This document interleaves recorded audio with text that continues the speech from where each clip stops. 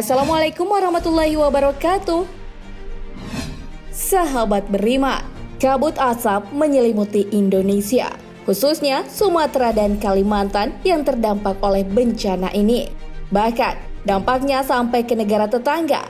Kabut asap membuat warga mengalami batuk dan pilek. Bahkan, bayi berumur 3 hari tak dapat menghirup udara segar dan akhirnya meninggal. Lalu, bagaimana pandangan Islam mengenai bencana yang disebabkan oleh pohon atau tepatnya hutan yang terbakar? Simak terus penjelasannya hanya di channel Islam Populer. Dan tonton terus video ini hingga akhir. Tapi sebelum lanjut, jangan lupa klik subscribe, like, dan lonceng notifikasi untuk mendukung channel ini agar terus menyiarkan syiar Islam.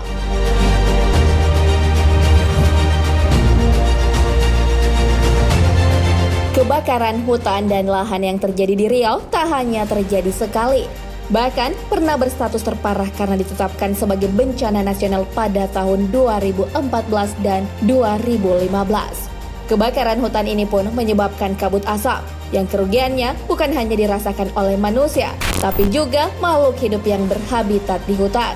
Ancaman penyakit, infeksi saluran pernapasan menghantui, penerbangan yang tertunda karena jarak pandang yang terganggu. Bahkan negara tetangga Malaysia dan Singapura juga terkena dampak kabut asap ini. Lalu siapa yang bertanggung jawab atas semua ini? Kebakaran hutan disebabkan oleh musim kemarau yang panjang dan rendahnya curah hujan. Namun faktor alam bukanlah satu-satunya. Manusia juga turut andil menjadi biang keladi dari bencana ini. Fungsi hutan berubah menjadi perkebunan, terjadi pembalakan dan pembakaran hutan oleh oknum yang tak bertanggung jawab. Sahabat beriman, tahukah Anda, sesungguhnya Rasulullah jauh-jauh hari sudah mengingatkan kepada kita agar menghargai pohon sebagai makhluk Allah yang juga bertasbih kepadanya. Pohon juga sebagai sumber kehidupan di dunia dan penjaga ekosistem alam. Bahkan, beliau sendiri memberi perhatian lebih terhadap tindakan orang-orang yang mengeksploitasi lingkungan. Rasulullah Shallallahu Alaihi Wasallam memberikan ancaman kepada orang-orang yang menebang pohon sirk atau bidara, pohon yang biasa digunakan untuk berteduh oleh musafir. Hal ini sesuai hadis Rasulullah Shallallahu Alaihi Wasallam. Barang siapa menebang pohon bidara yang menaungi Ibnu Sabil, hewan ternak dan zalim dengan cara yang tidak baik, maka Allah akan menuangkan air panas pada kepalanya di neraka. Hadis riwayat Abu Daud.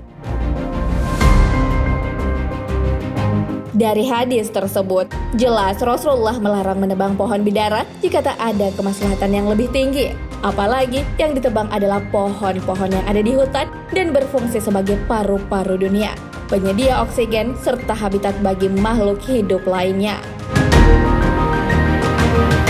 Dalam sebuah hadis yang diriwayatkan oleh Yahya bin Sa'id, sebagaimana dikutip oleh Imam Malik dalam kitab Al-Muwatta, dahulu ketika berperang, Rasulullah melarang untuk membunuh wanita, anak-anak, dan manula.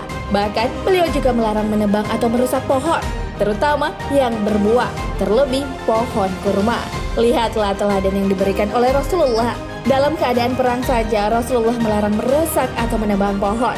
Apalagi di Indonesia yang kondisinya aman tidak dalam situasi perang.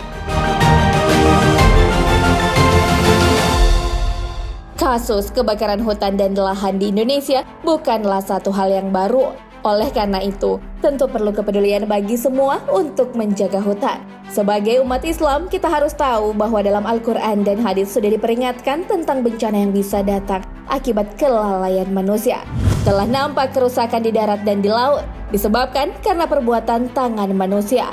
Supaya Allah merasakan kepada mereka sebagian dari akibat perbuatan mereka, agar mereka kembali ke jalan yang benar. Al-Quran Surah Ar-Rum ayat 41. Ayat tersebut memberikan peringatan kepada kita sebagai manusia bahwa yang dilakukan akan ada dampaknya.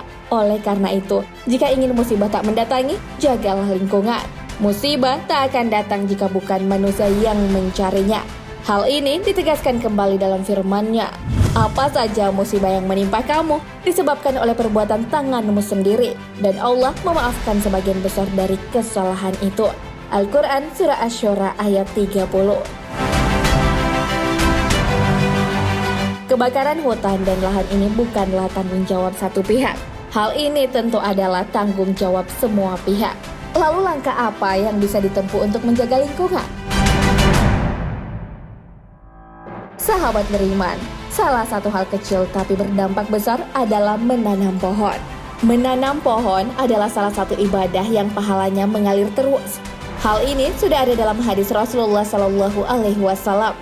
Tidaklah seorang muslim menanam pohon kecuali buah yang dimakannya menjadi sedekah. Yang dicuri sedekah, yang dimakan binatang buas adalah sedekah, yang dimakan burung adalah sedekah, dan tidak diambil seseorang kecuali menjadi sedekah. Hadis riwayat Muslim dan Ahmad. Tidaklah pantas kita berdiam diri. Harus ada aksi yang dilakukan dalam mengantisipasi bencana ini ke depannya. Nah, sahabat beriman, sebagai khalifah di muka bumi ini, manusia harus mampu menjaga lingkungan agar tak terjadi kerusakan. Sebagaimana Rasulullah sudah memberikan teladan dalam hal menjaga pohon. Beliau melarang merusak dan menebangnya. Langkah yang paling mungkin dilakukan terhadap alam adalah menanam pohon. Mungkin hal ini jarang didengar disampaikan dalam dakwah, namun ternyata pahalanya mengalir terus. Wallahu a'lam bishawab.